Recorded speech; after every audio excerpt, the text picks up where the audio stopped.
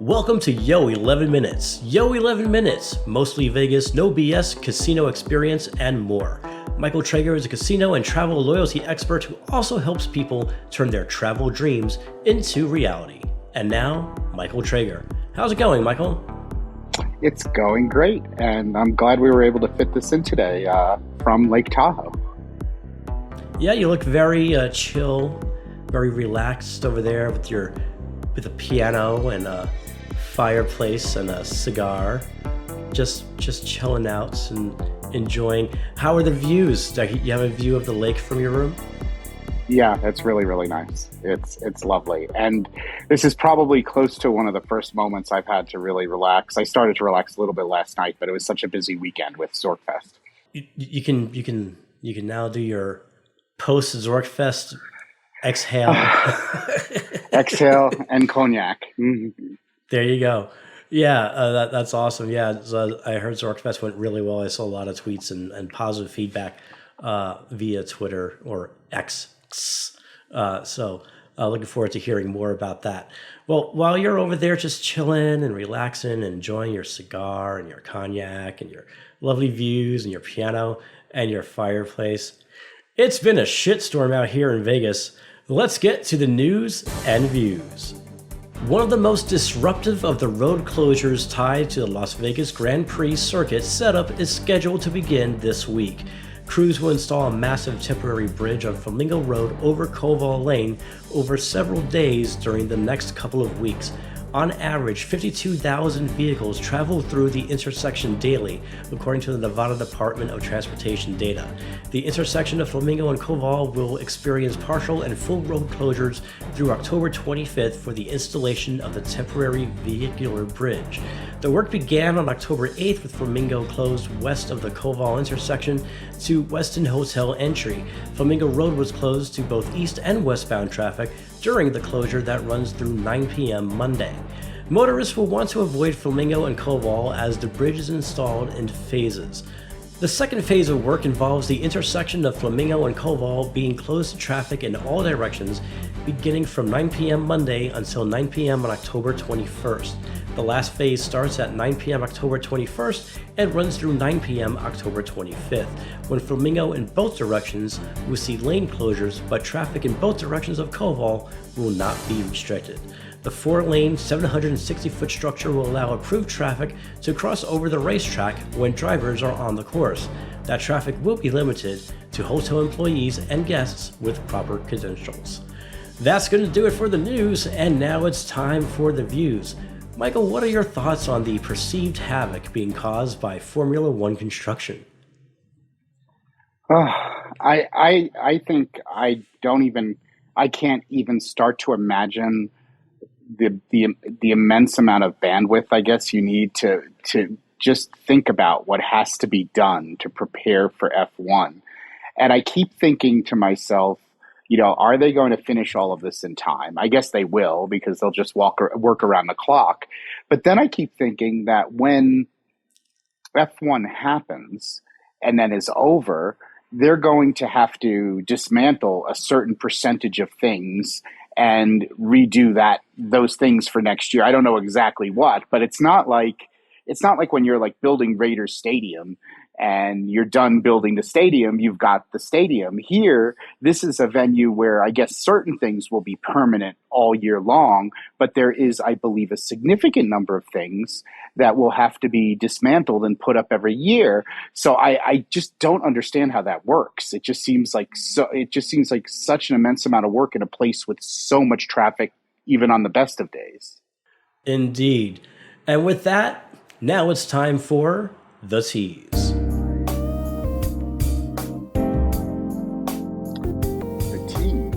The biggest tease is going to be ZorkFest 2024.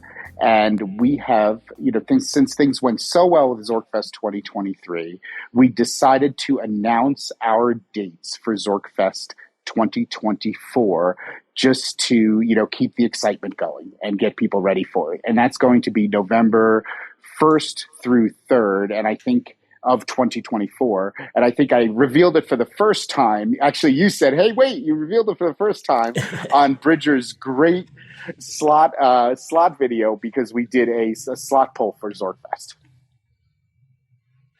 So November 1st through 3rd, and I'm assuming that more details will be coming up soon.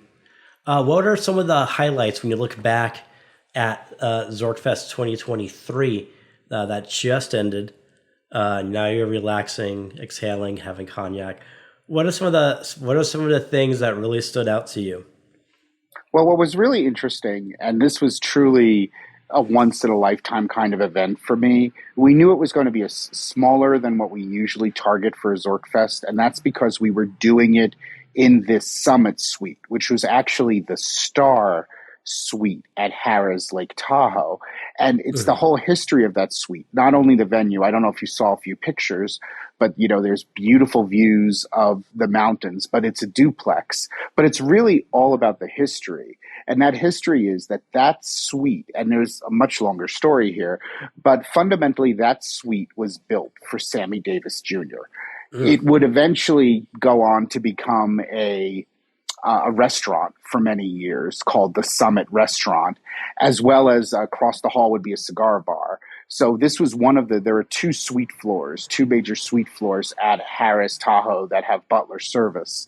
And basically this was a gigantic duplex suite that was built for Sammy Davis Jr. called the Star Suite. So the history, it just reeks of history, which I think is really, really cool.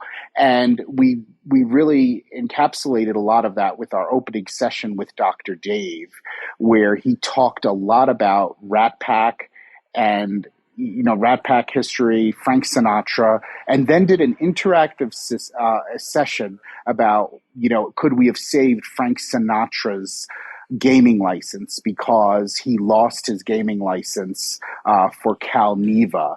And we did a whole bunch of history, and then we did that. And that's how we opened things up. And I thought that was really, really cool.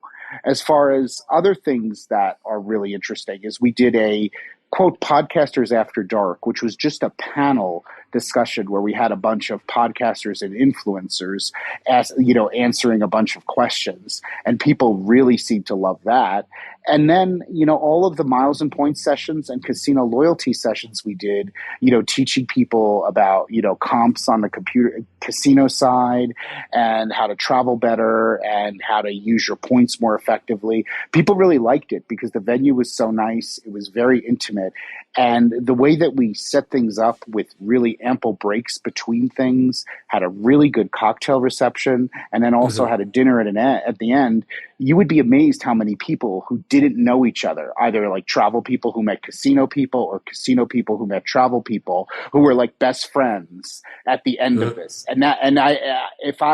So many people came up to me and told me how much they enjoyed it and how much they can't wait for next year and how they made friends with so many people and made so many connections. So that's what makes me so happy, because you're bringing like all of these people who are obsessed with travel programs and really love that. And then all of these casino people who love all the comps and loyalty programs, and you're bringing them together, and then they're leaving as good friends. And like that to me is the biggest accomplishment. And I think it's awesome.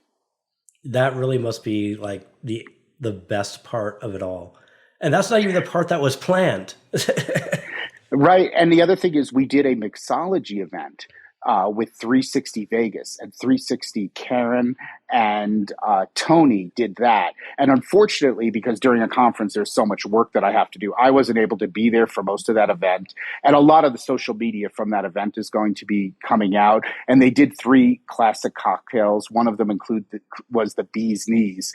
That session was so successful. It was absolutely phenomenal. And I have to say, everything, the little bit that I saw and all of the feedback I hear, Karen and Tony, between the presentation, the way they explained things, everyone was they were socializing and learning how to make the cocktails.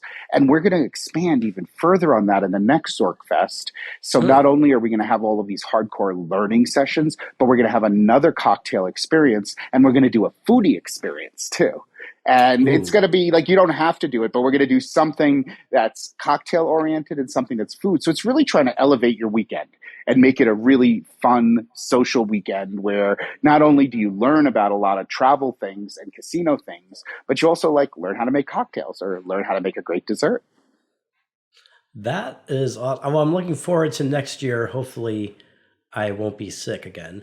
But yeah, and the work thing that's always. But yeah, definitely for sure. ZorkFest 2024 sounds like it's going to be even better than 2023, which you probably thought was going to be hard to top. Right before we wrap things up here, is there anything that's on your mind?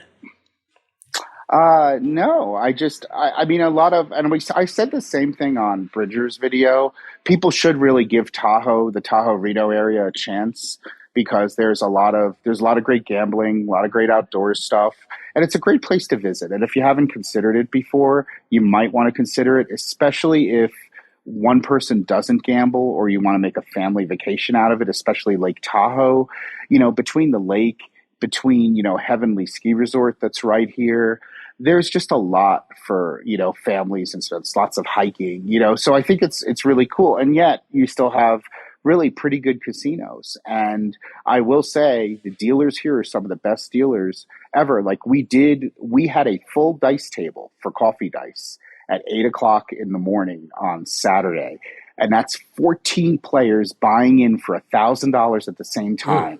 And I asked a couple of people, how did these dealers run the game? Was it good? And they said they were amazing. Like, because they're all local people who've worked here 15 to 25 years, and these were amazing dealers. So it's so great to be able to have an experience where you can gamble with friends and have it really, really organized, but then on top Mhm. of it, have amazing dealers. And as you can imagine with craps, it's really hard to run a table with 14 people. I can imagine. I've seen it happen at some 360 events, and yeah, I don't know how the dealers got through it. All right, well, that's going to do it for this one. Luxury travel booking, TravelZork Travel. Visit us at TravelZorkTravel.com to plan your next amazing vacation, and please join the conversation on social media. You can find us easily. All social platforms are at TravelZork. We'll see you next time.